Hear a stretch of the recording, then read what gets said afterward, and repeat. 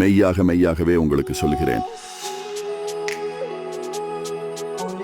என் மகனே, இவைகள் உன் கண்களை விட்டு பிரியாதிருப்பதாக.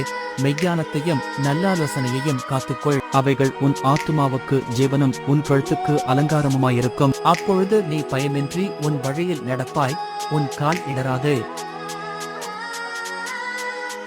நீ படுக்கும் போது பயப்படாதிருப்பாய், நீ படுத்துக் கொள்ளும் போது உன் நித்திரை இன்பமாயிருக்கும்.